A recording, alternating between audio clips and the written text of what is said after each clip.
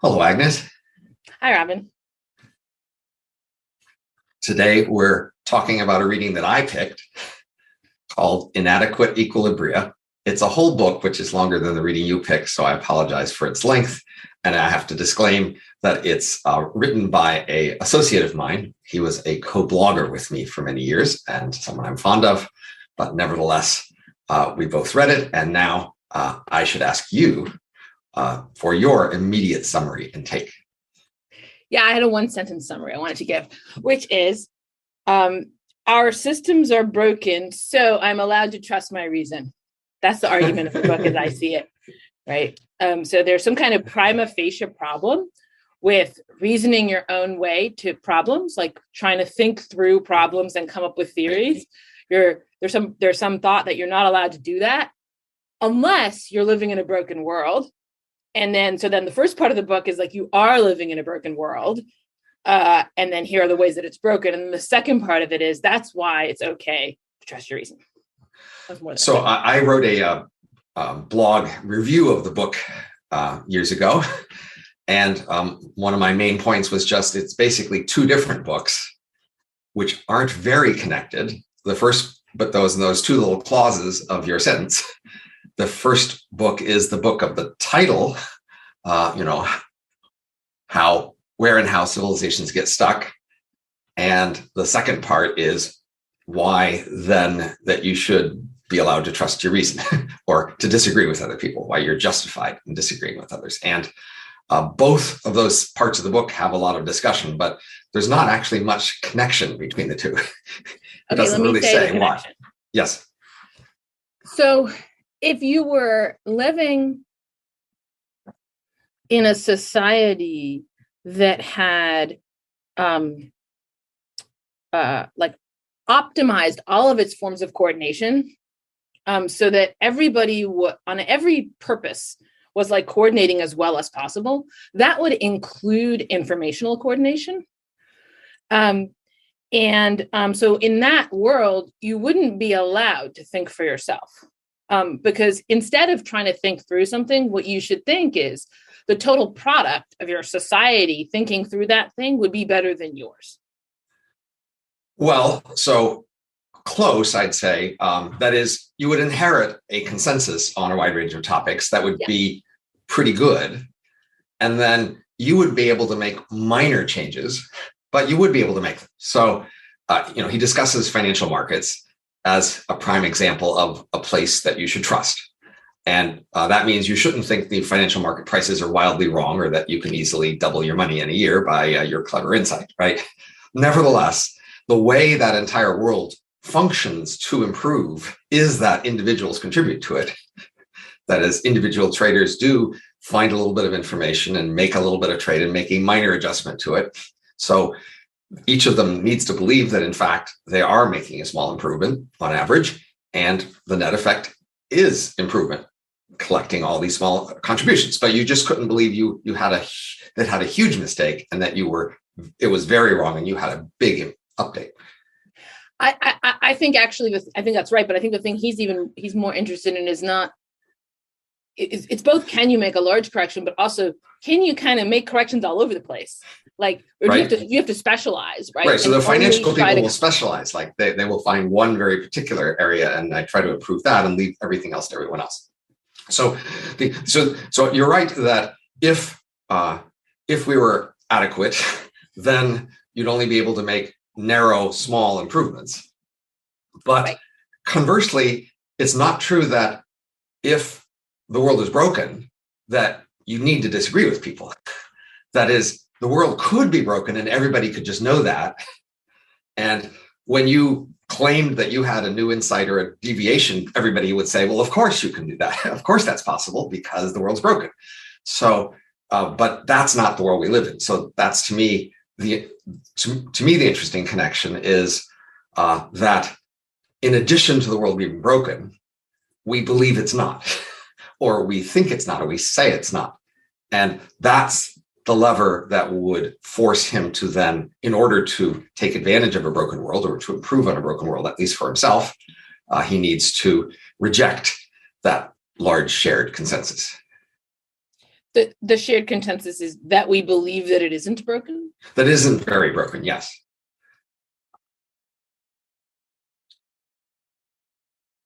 So I think I just didn't follow. So we could take one of his favorite example in the book is when his wife was having trouble with dark, and they tried these simple fixes to winter being dark and made modest light improvements, and then they moved to a light continent for a while, and that helped, but the small lights in their apartment didn't help, and so he thought, well, let's just make a lot more lights in the apartment.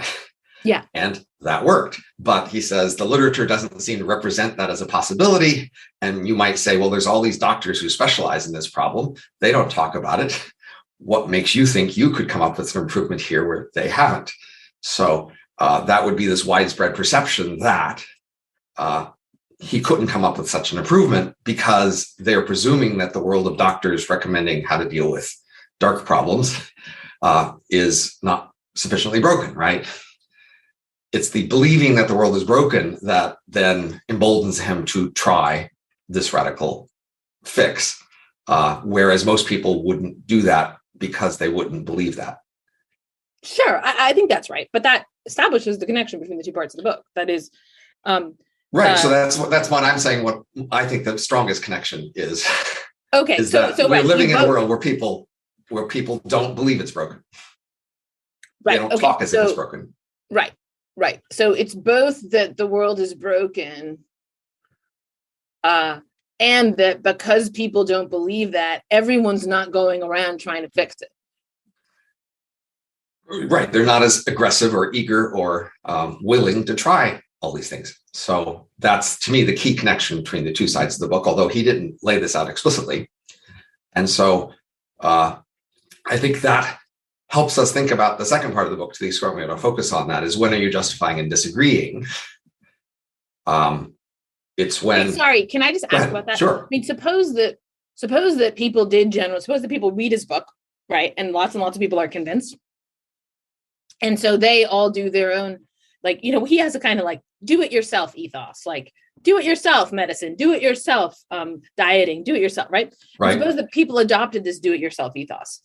It still could be the case that it wouldn't be so easy to sort of aggregate all the information that they got from their do-it-yourself trials so that the system would remain broken, and it would remain true that it would be reasonable for people to trust their reason. So that shows that your premise, which is that most people don't believe that it's broken, isn't actually doing work. So there's the difference between sort of being willing to explore something and disagreeing with other people. So you could say, as soon as we heard that he had this idea for lights, we could have all said, yeah, why don't you try that? That sounds like a good idea. Mm-hmm. And then we wouldn't be disagreeing with him, but we would be still supporting his attempt to reason for himself. So thinking for yourself isn't the same as disagreeing. So that's the key distinction to make here. When do you think you count as disagreeing with someone? Well, so I've had a bunch of papers that I've published on the topic of the rationality of disagreement. And so there's this large literature, a lot of which has been done by philosophers. And so one of my papers' title is You Can't Foresee to Disagree, or the title of a blog post, at least, summarizing that. So people ask, can you agree to disagree? And there's a famous economics paper from long ago, a Nobel Prize winner, on that. And so agreeing to disagree would be some situation where we're all fully aware that we disagree, and nevertheless we disagree.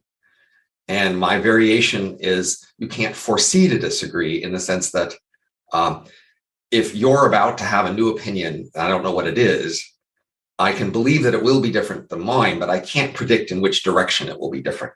So I can completely accept that you will go learn something, and that the thing you learn will change your mind, and therefore you will disagree in the future with what I believe now. So it's not, I don't have trouble with expecting that difference or disagreement, but I can't predict it. I can't foresee it. So then in this context, you might, tell Eliezer to go ahead and think about it and come up with something. And you might think that whatever he came up with was reasonable, and it would differ from what you think right now. And there'd be that disagreement, but that wouldn't be a problem. That wouldn't be agreeing to disagree. Right. But that didn't really answer my question, which is what I mean is, what does it take for two people to count as disagreeing? So suppose someone on one continent believes P. Right. And someone over on the other part of the world believes not P, right? And they're never going to meet. In right. fact, the one guy has never asserted P and the other guy has never asserted not P. Right. It's just that they would be disposed to assert those things under the relevant circumstances. You might think that's not really disagreement. Right, you're right. It's not disagreement. So okay. That's the key point about agreeing to disagree is the puzzle, not disagreeing. So merely having two estimates isn't the puzzle. It's being fully aware that you have the two different estimates. That's the puzzle. So let's start with this. It's possible for people to disagree. Do you agree with me about that? Of course. Oh, okay, good. So sometimes people actually, in fact, disagree. It's not just when they're on two different continents, but presumably when they're engaged in some kind of shared intellectual enterprise, like they're trying to figure something out and they don't think the same thing about it, and they know that the other thinks the different thing. The word disagreement is a bit ambiguous, which is why we're using these more precise versions. So I would take disagree in a broad sense to just mean you have different estimates, even if you're not even aware of them. So, but you might just say, well, that's not a disagreement. That's just a difference of opinion. Fine. Difference of opinions exist when two people have different opinions. And then you might say they disagree in a context where there's some sort of conversation between them about it. And then that's still not quite strong enough for these theoretical results to apply. And so the more precise thing we talk about is common knowledge of a difference of opinion. Oh, okay. But I guess the thing I'm interested in is disagreement, not difference of opinion. Or common knowledge of it? I am interested in common knowledge of it. And I think that is, I don't think it counts really as a disagreement unless there is common knowledge of it. And I think that's, it seems to me that's both possible and rational to disagree in that way. And not only is it rational for people to disagree, it's rational for people, it seems to me, because I do it all the time and I think I'm rational in doing it, right? To intentionally disagree. That is, to deliberately adopt the opposing view simply because it's the view that is opposed to the person who you're talking to. And there's something that Eliot talks about at the end of the paper where he talks about this danger of not wanting to rush the process of agreement. Right. You might think like the actual real world problem is that people agree much too easily with one another. And that the rational thing to do is to intentionally disagree, that is, to adopt the opposing position so as to inquire into the truth. So I'm going to take the philosopher's stance here in this sort of conversation, which is to say, let's pause and make sure we're clear about our terminology, because that is issue. So again, there's a difference of opinion where people have different, but we even want to distinguish opinions. So one kind of opinion would be the thing you would say to prompt and further a discussion. The thing you might say to get people to react, that would get people to respond, the thing that you might defend. That's one kind of opinion. And then another kind of opinion is the thing you would act on when substantial stakes were in play, right? And so this about difference of opinion in this book is primarily about that second concept, about the actual beliefs you would have to take substantial action. And it's not primarily about what you might say to further a discussion. So the puzzle, I mean, it's completely understandable why, in order to make a discussion go forward, you might take different positions and explore their conflict. But you don't necessarily have to be inclined to take different actions outside the conversation because you took that conversation strategy. Okay. I mean, I think that in a really honest disagreement of the kind that I'm describing, you would be committing yourself to that position until it gets refuted, right? So, and you would take action on it if it never got refuted. Like, that's what it is. You're exploring this idea and you're going to stake your claim in there until it's proven wrong, which presumably, if you can think of arguments against it, it easily will be, but still. But in any case, it seemed the reason I brought up this whole thing of disagreement is that you were talking about how, the question, I said, even if everybody believed the first part of the book, the second, it would still be rational to trust your own reason, because we wouldn't necessarily be able to aggregate all the information that people got from their individual trials. And then you were saying, well, the issue was about disagreement, and whether or not you disagreed with what most people thought. And that's why I thought, okay, well, now we're talking about arguing rather than mere differences of opinion. So my actual favorite example of the broken world is nothing that Eliezer mentioned in his book, but is really easy to grasp, which is on the freeway, when you're driving past a city, there are often signs which say which exit to get off at to reach particular destinations, like a stadium or a convention center or something like that. And those signs are often just not the fastest way to get there. They are our official advice right up there on the road, but your GPS or your map will quite often tell you another route is better. Okay. Now, if we all know this fact, then if I'm sitting next to you while you're driving and you don't follow the advice on the sign, I don't have a criticism for you. I don't disagree with you, because I figure, well, of course, those signs are wrong often, and you are taking a different exit because you have another reason. And you are, in a sense, disagreeing or being at odds with this advice that civilization is giving you on the sign. But if we all know that advice is not very reliable, then among ourselves, we won't be disagreeing about the actions you take defying the sign. So that would be my concrete example of how, in a world where we all accepted the world is broken and the signs are wrong, then we will all, be fine with somebody else defying and ignoring the sign. So there's a lack of disagreement there. So we're talking there about disagreement in my sense, that is verbal argumentation. That's what's important here. Because I think you keep going back and forth on whether that's... But I mean both. But I guess I, sitting next to you, won't disagree with your choice to pass. I won't have a difference of opinion regarding your choice to pass the exit that had the sign saying we should get off there. I see. So your thought is, in the world where we all read the first part of Eliezer's book and were convinced by it, there would be a set of verbal disagreements that didn't happen. Whereas in the world where we don't, we have those disagreements. If somebody, so the person who trusts their own reason in the world where we haven't read the book, they have to have a bunch of arguments that the other person doesn't. That seems to me a trivial difference and insignificant difference between the two. Like, so is it just like, well, I mean, arguments resulting from their sincere, I mean that their sincere beliefs differ and then they argue as a result. So I'm equating those two in this context. I'm saying in one world, we think the signs are right, and we assume that usually. And if so somebody defies the sign, they're likely to get pushback from other people around them saying, how do you think you know better than the sign? They're having verbal disputes. Driven by differences of opinion.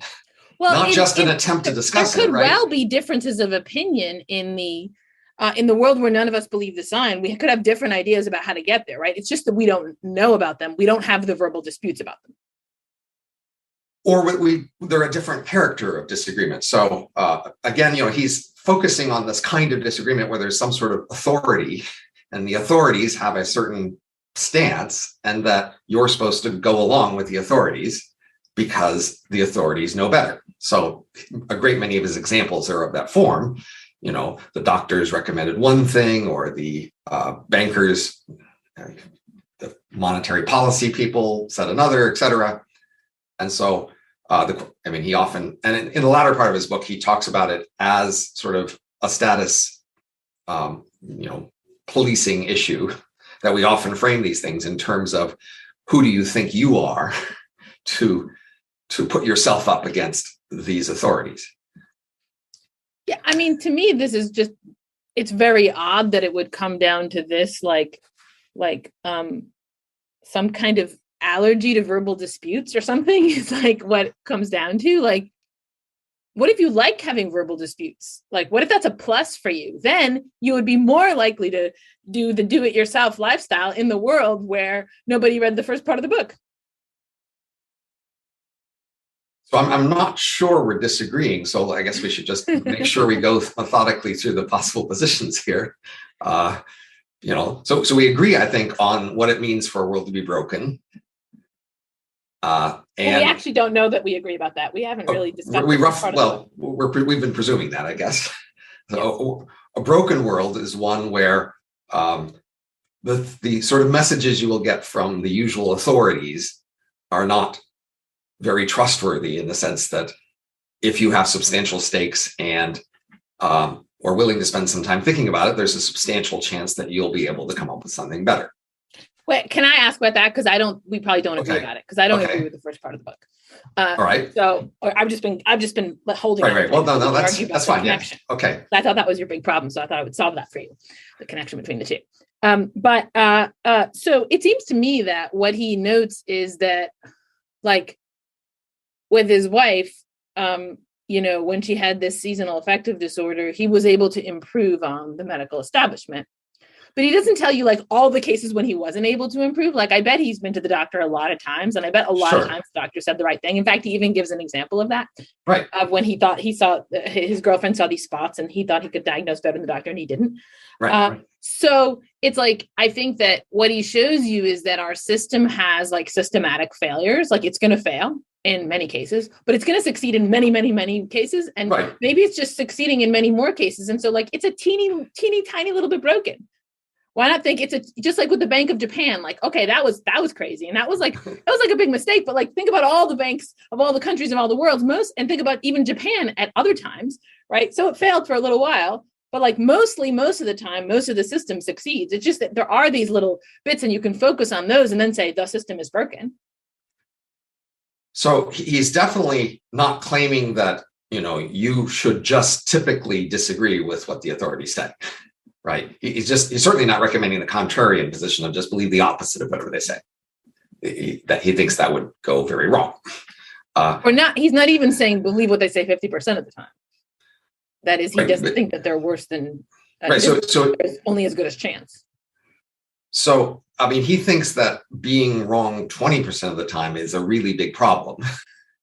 Does he think? Do you think he thinks the medical establishment, in terms of what diseases it diagnoses you with, is wrong 20% of the time? Because he doesn't give evidence for that. Right, so he doesn't give evidence for an overall rates at all. Although, I mean, I think we do have evidence for overall rates, but he doesn't bring it up. Okay, but we're looking at the argument of the book. And what I'm saying is, it seems to me a substantial flaw of the first part of the book that he doesn't give evidence for overall rates. So he gives a lot of compelling examples. Yeah. And in his dialogue, he sort of goes through some pretty big examples, but of course, I'm not sure how much it matters for his thesis, the exact percentage. I mean, he's trying to address someone in the position of himself there with his wife, she has this problem, and he wonders how much might it be worth to go think this through and come up with my own alternative. That's the person he's trying to address. And yeah, but you don't know that when you're that person, you don't know you're in that case, right? So look, imagine my kids, somebody interviews my kids and they're like, tell us all the worst things that your parents did. Tell us all the, like, bad examples of their parenting, right? And my kids list all our terrible examples of parenting. And my kids are like, this system is broken, right? My parents just make bad decisions and I got to do this parenting thing myself. I got to do my own upbringing because clearly my parents, I'm living in a broken system. That would not be a good argument. Right, but he's not making the analogous argument that you throw away the world you live in and go live in the woods and try to reconstruct your own civilization, right? He does recommend, I think, that you continue living in this civilization, which means that you continue to accept most everything in it. But nevertheless, the question is, if you have a particularly large problem in front of you, how willing should you allow yourself to be to consider that the usual authorities' answer might be wrong? But he goes into a lot of discussion about how you should just definitely not, authorize yourself to figure that whatever you think of is probably better. He talks a lot about that you need to test yourself. That is, you need to find a hypothesis for something about why the authorities' advice is wrong, and then find a way to test it quickly, and throw it away when it fails the test. But if it passes the test, then you've got to win. So that it's not about the initial full confidence that you have an answer, but it's more about being willing to just try things out. But I think he thinks, like, if his view is, look, when you are dealing with a major calamity in your life, you should be like, kind of holding the world to much higher epistemic standards and be less inclined to trust and thus be more inclined to do your own research. That's common sense, and everybody already does it. That is, these parents that he's describing with the babies that have, don't get that like special fluid, like clearly plenty of them actually did their own research, even without reading Eliezer's book, right? And they did it for the same reason that he did it in the seasonal affective disorder. But apparently most of those babies' parents didn't do that and they died. So that is a minority of those parents. Right. But you might think, look, the issue is that when you're in one of these cases, like the seasonal affective disorder case, you don't know that you're in that case, right? And so you could well be in the case where, you will drive yourself insane trying to find your own solution to the problem. So one thing you have to do is make an assessment of which sort of a case you're in. And I'm sure the parents whose babies died did put effort into it, right? They maybe didn't put as much effort as those other parents because it's a hard judgment call. I guess I think I don't see how reading this book would tell one of those parents how much effort to put in. So he's making a judgment that I roughly agree with him, that when he's talked to a lot of people in the world over a lot of years, as I have, that when he brings up a suggestion for something that goes against the authority's advice, people at that moment bring up this authority deference issue. Well, that makes sense because they're not in a calamity at that moment. And his advice is only take this seriously if you're in a calamity. So they're giving I don't think calamity is quite the word, but it's something important enough to you that it's worth thinking about. Right. But it's not important to the people he's talking to. Probably. It's not. No, so I think in many of these contexts, it was important to the people he was talking to. So he talked about someone who had a startup, for example.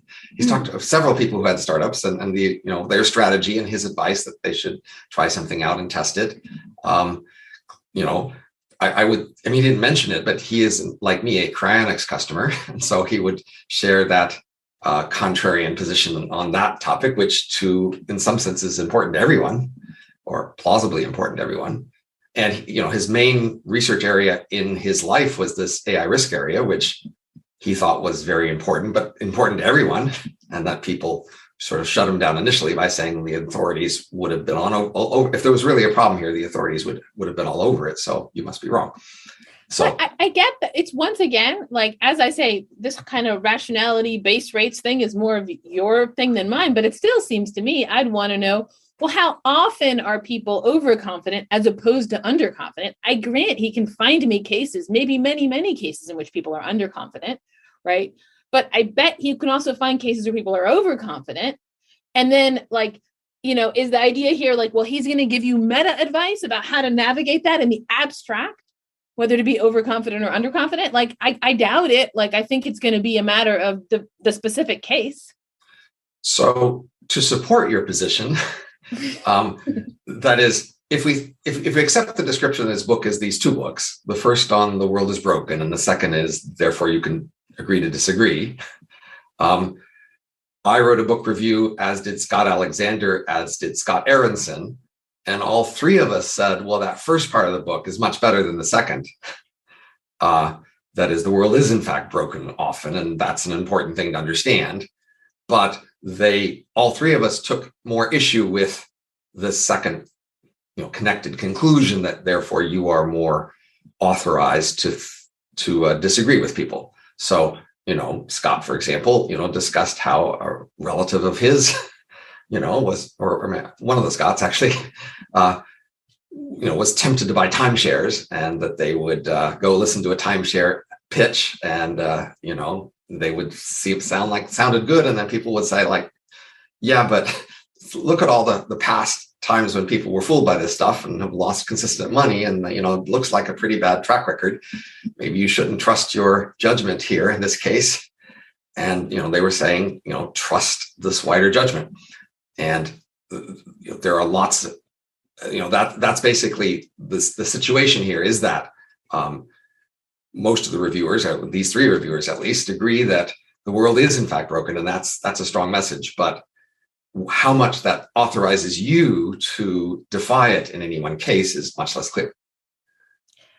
I mean, I guess I would prefer to rephrase the first part. The world has some imperfections, right? That's all he's argued for.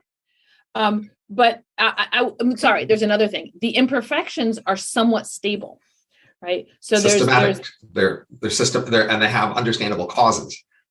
But I meant to say stable, which is to say that they are not going to get easily self-corrected, which is not the same thing as saying they're not going to get self-corrected, because every single one of his examples is one where it either did get corrected or I predict will get corrected. Like, people are going to figure this thing out about seasonal affective. Like, either it was just a fluke case and which is totally possible, right? That this slight thing didn't actually cure her or whatever.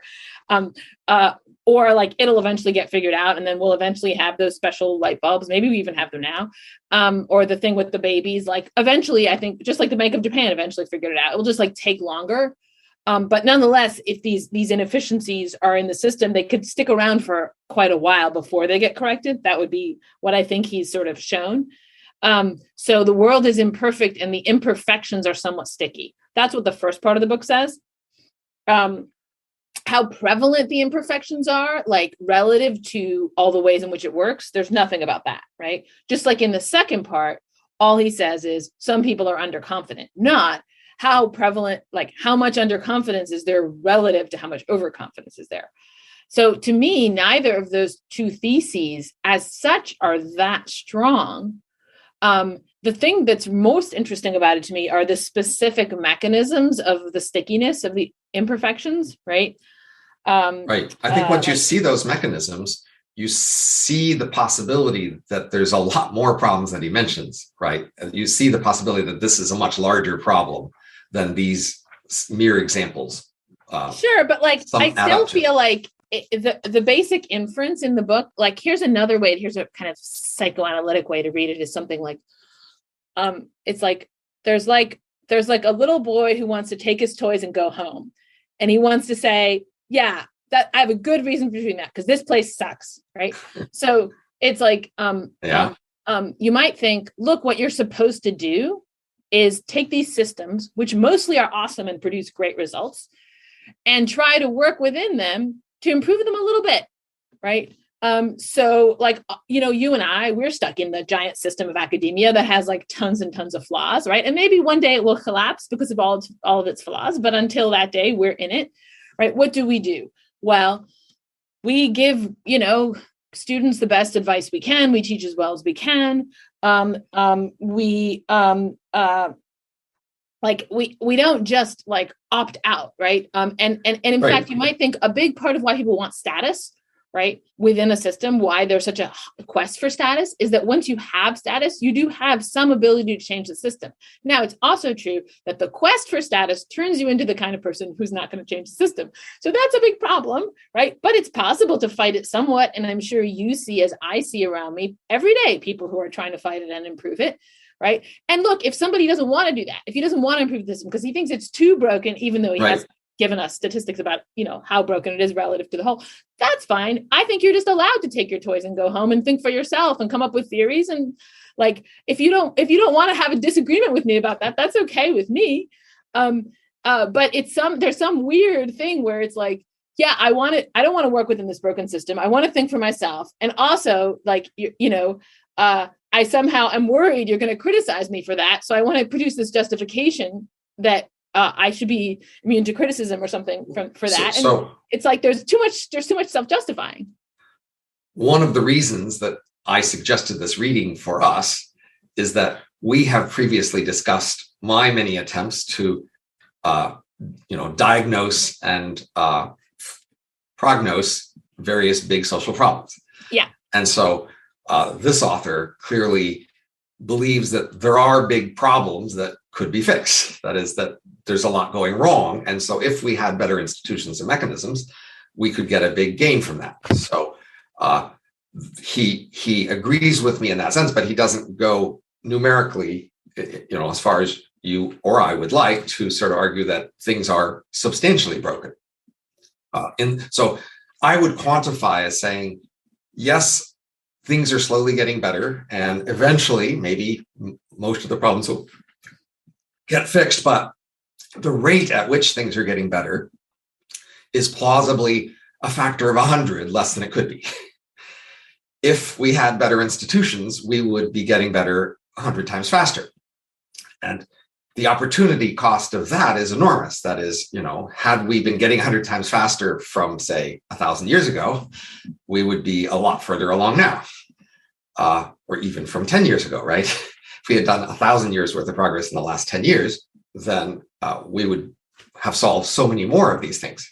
So now, I haven't proven that to you, but I could give some plausibility arguments. But fundamentally, if that's the level at which things are broken, then there's enormous potential payoff from figuring out how to fix that.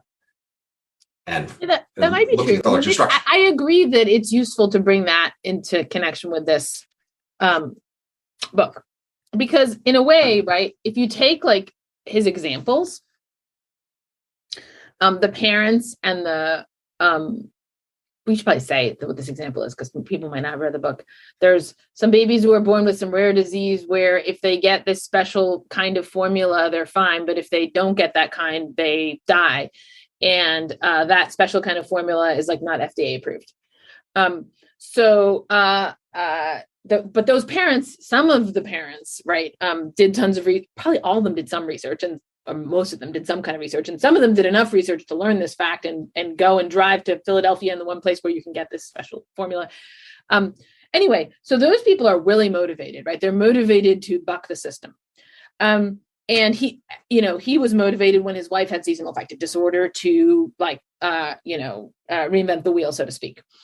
But most people, most of the time, are not motivated to do that. And it's rational for them not to be.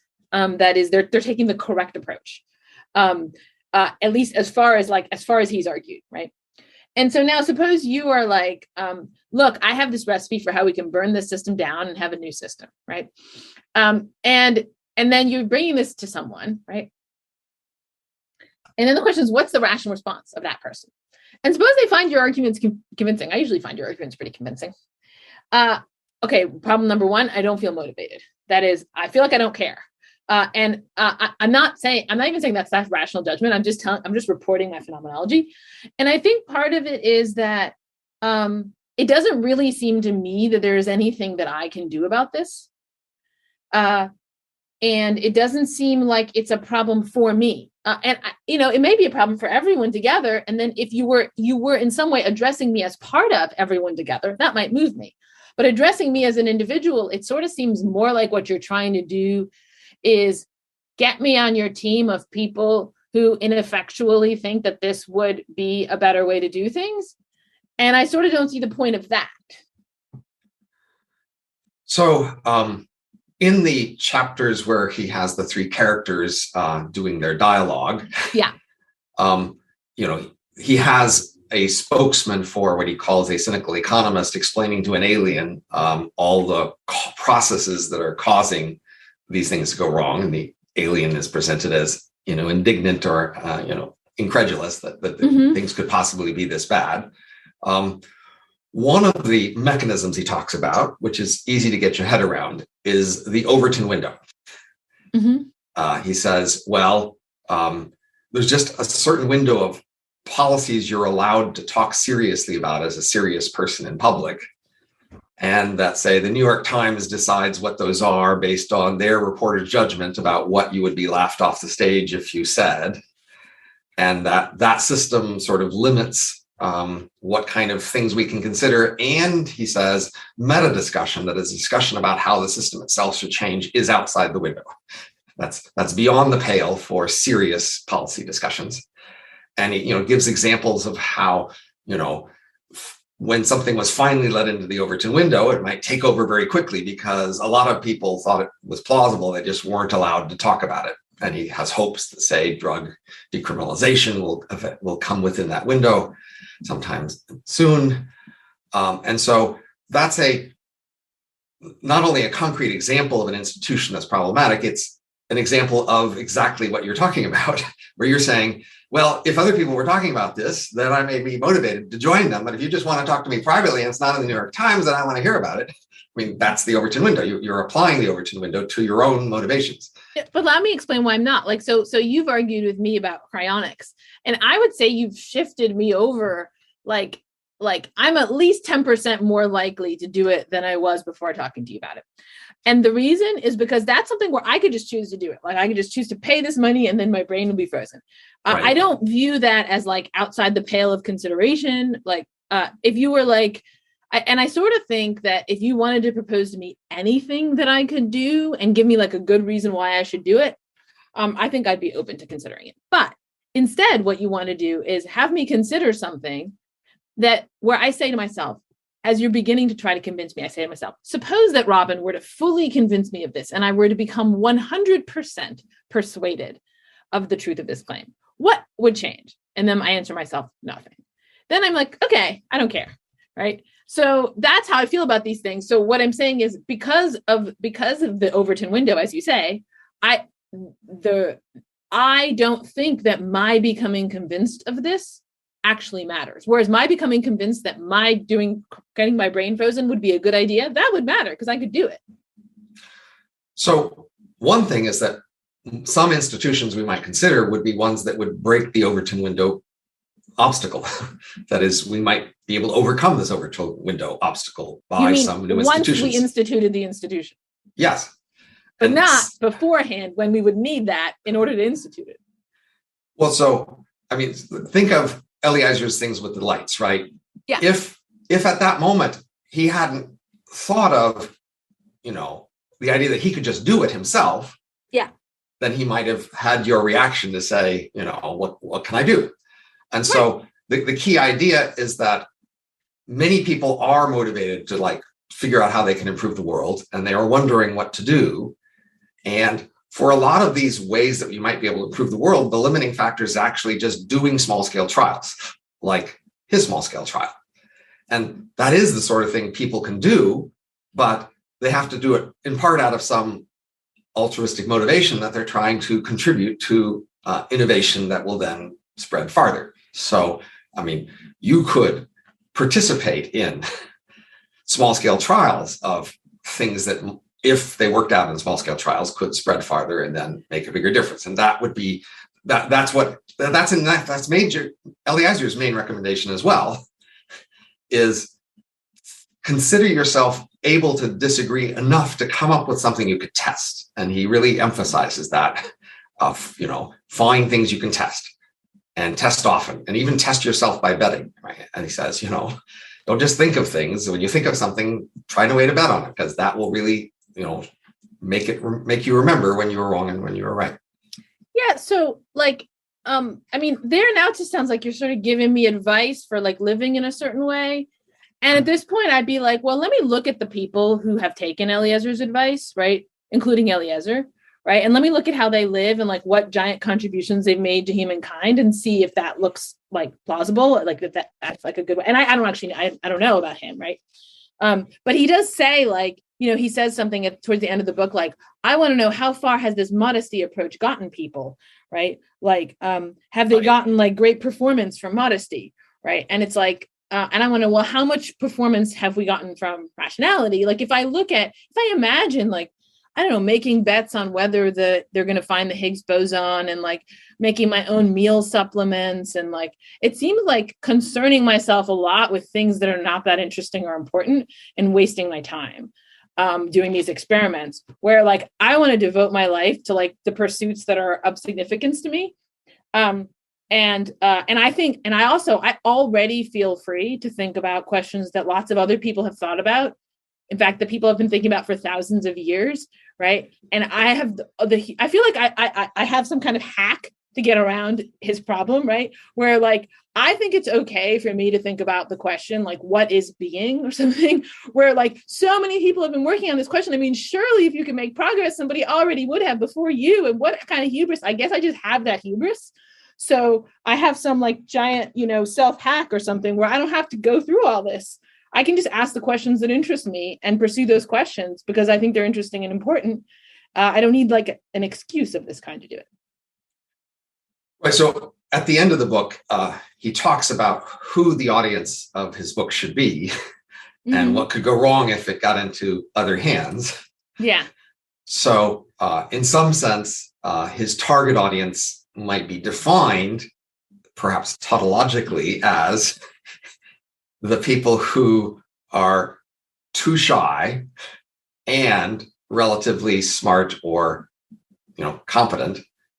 And if those people who are relatively shy but also confident, if they were to try to think for themselves more and try to do more things, that would go well.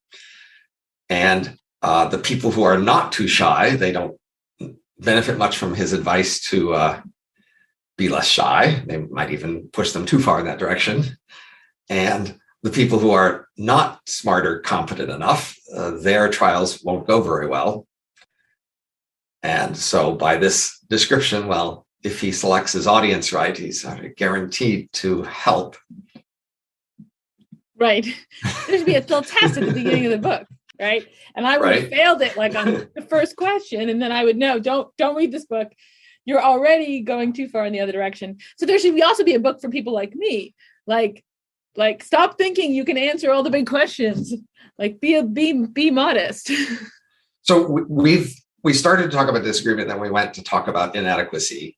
Yeah. If we come back to disagreement, again, the key question is, should you feel free to agree to disagree or foresee to disagree? And there is this sort of modesty argument he outlines at the very beginning of the book and then in more detail later on, which basically says, how could you know that you are better than someone else at thinking about something? If they're a priori equally qualified to you and you come to different opinions, then what justification do you have for picking yours over theirs? And he is trying to resist that argument. And so he offers a variety of arguments, like one that you mentioned, that just merely abstractly trying to disagree left is the wrong way to do it. You should do it organically and authentically by thinking through all the details.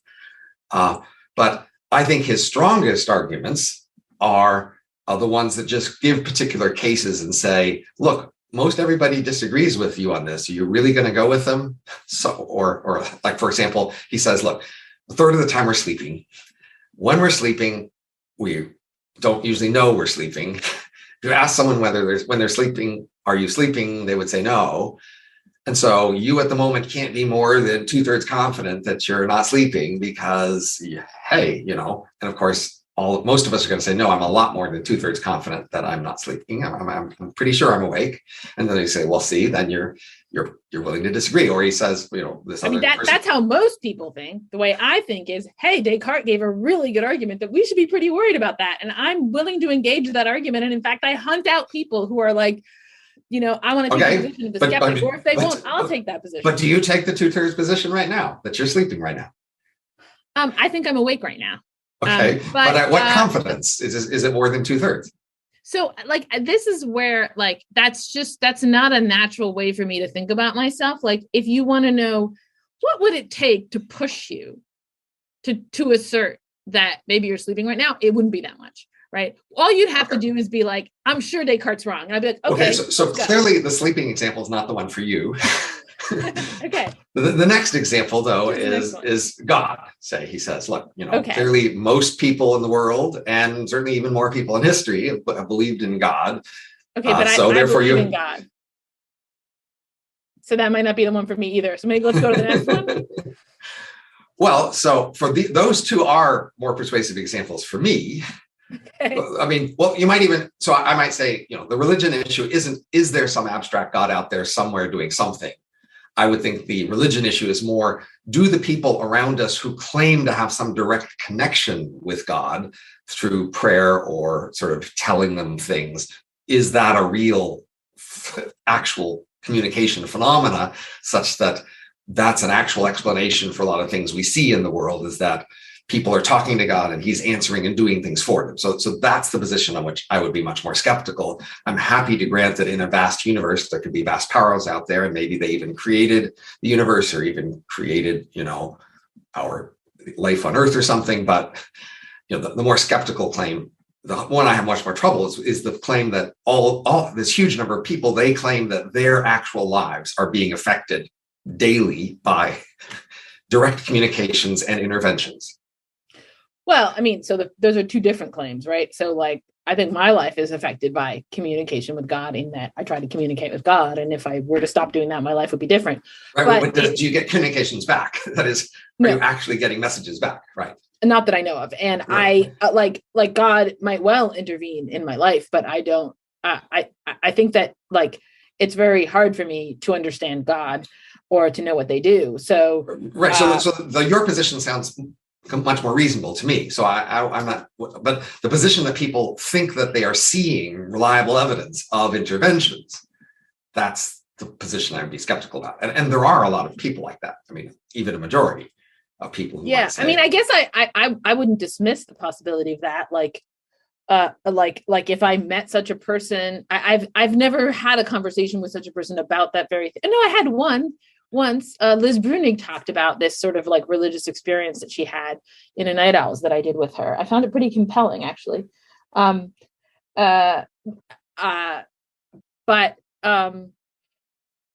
I guess like I don't, but it's not so much about intervention as a kind of like a kind of awareness, right? Like a kind of awareness of the presence of God.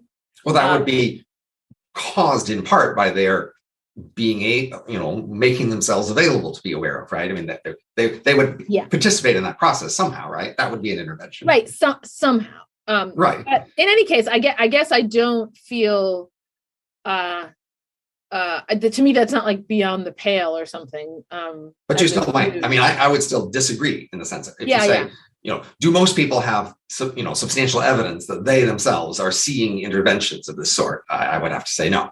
That sounds quite unlikely. Right. Or I mean, I guess I feel less sure that that's so unlikely, but I think let's take a thing where I just reflexively believe it without thinking about it. Those are always the best cases where you don't really put much effort. Like, I think that vaccines make you less likely to get COVID, right?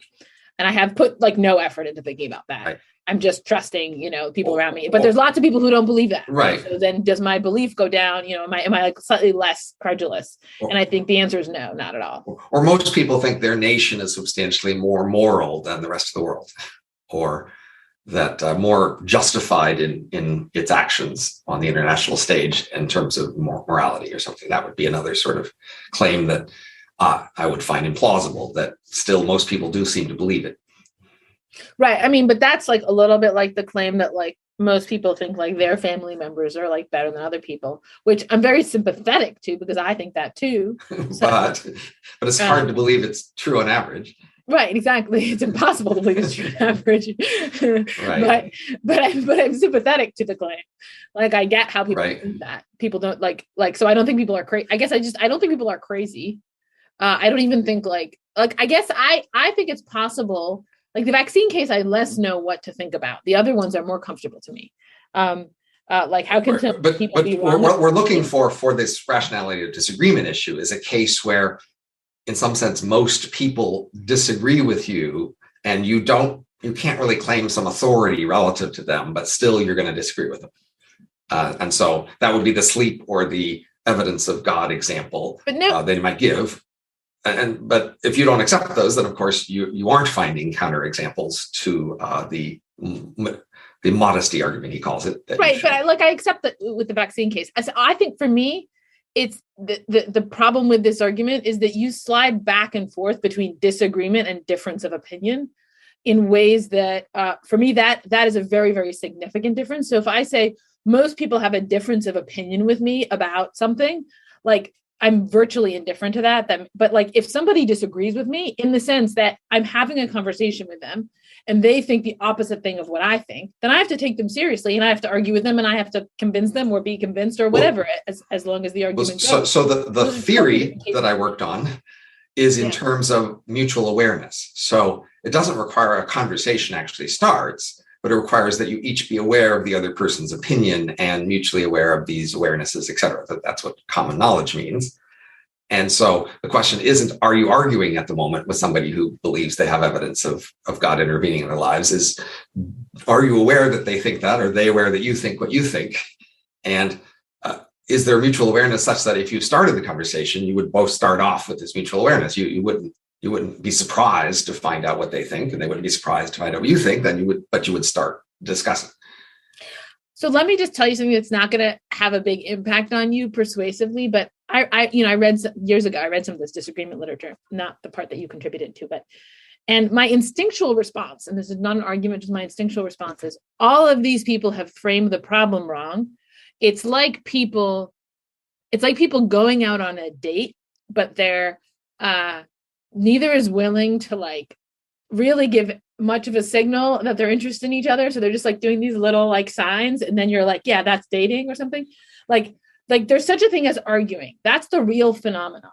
Arguing, where people are talking to each other and the one guy says, no, you're wrong because of this. That's the thing. But somehow people don't want to study the actual thing. They want to study this weird hypothetical case where, like, what if two people sort of knew of each other but they didn't actually have a conversation about it, and how would they start out?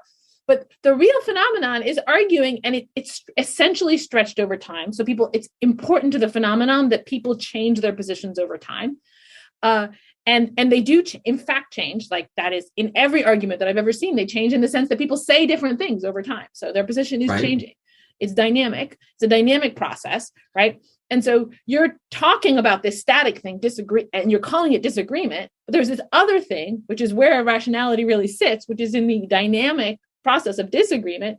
And if you want to understand it, that's the thing you're supposed to be talking about. So we're running out of time for today, but we can at least set up the issue here for a future conversation. Okay. So my understanding in talking to you previously is you have substantial reservations about the usual decision theoretic framing. But, the usual attempt to understand argument, even in philosophy, as I understand it, is via decision theory. That is, you imagine agents who have actions they need to take, and they have beliefs and values. They combine the beliefs and values into actions.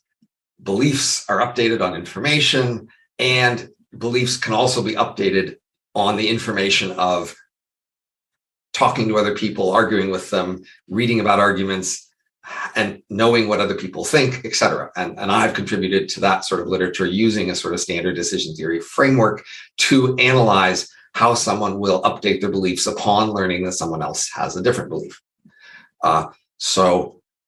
You seem to be planting the flag of saying that whole framework is misdirected or inappropriate for the analysis of disagreement.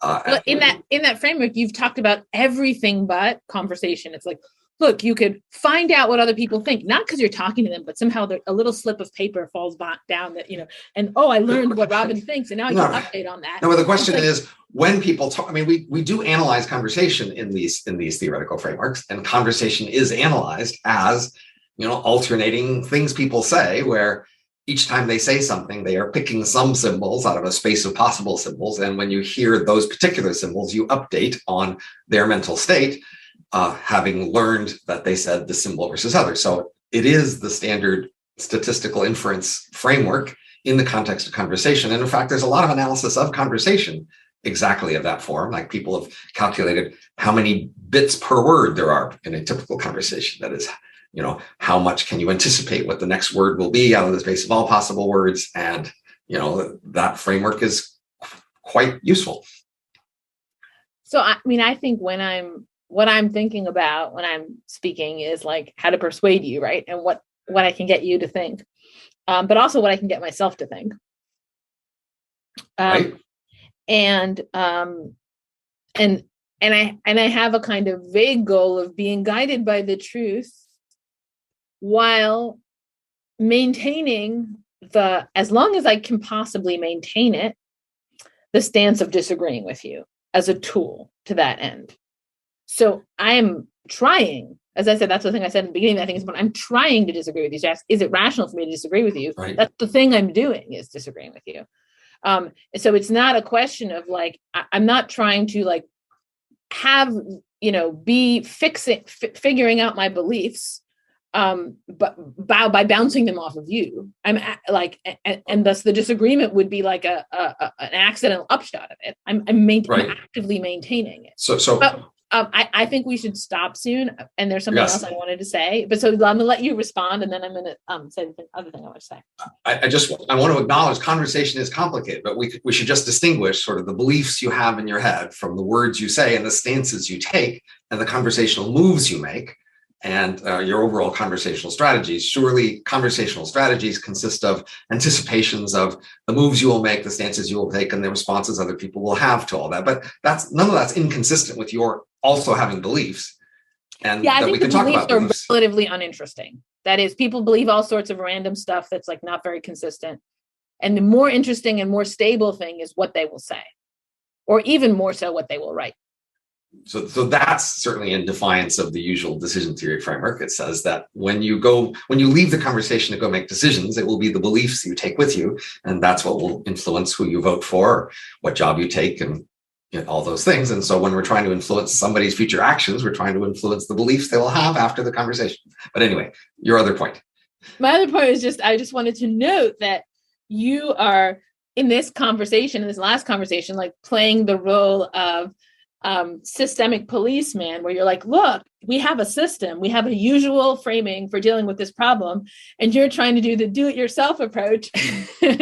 So this recapitulates the framework of the book.